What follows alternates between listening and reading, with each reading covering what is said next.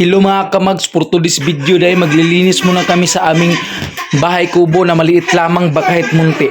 Nagtutulungan nga pala kami dyan sa paglilinis. Kasama ko ang aking mga anak.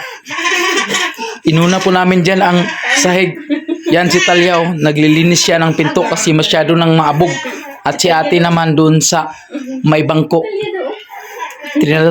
Trinapo-trapo ko pa ang aking trapo sa sahig kasi masyado na itong mapita. Si Ate Chingching naman ay sa gas rinse naman siya nag-ano. Habang si Talia naman ay nakapanood lang, naghihintay siya kung saan ko siya dapat susuguin ba.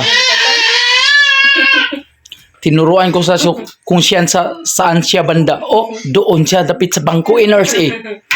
Very good kasi Talia dyan. Uy, naglilinis sa buwas. Pinapahumot-pahumutan ko na kasi para masyado na itong mahumot eh. Habang may bata dyan na masyadong makulit.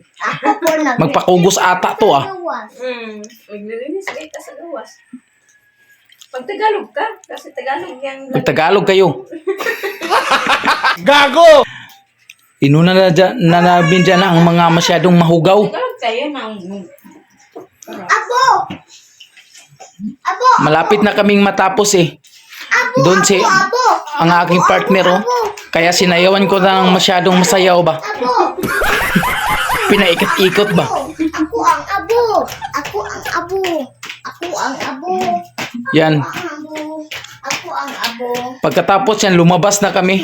At doon ang aking mga atiyo na naglilinis na sa labas. Marami mga very good. Para mahinlo na rin sa labas ba. Dumating ang aking lola, pinangita ang kanyang paboritong apo na ang si Putput. At tinatanaw-tanaw niya si Ate Chingching na naglilinis. Ang sabi niya, very good Ate Chingching. At Ate Talia also. Pagkatapos namin dyan ay natapos na. That's all.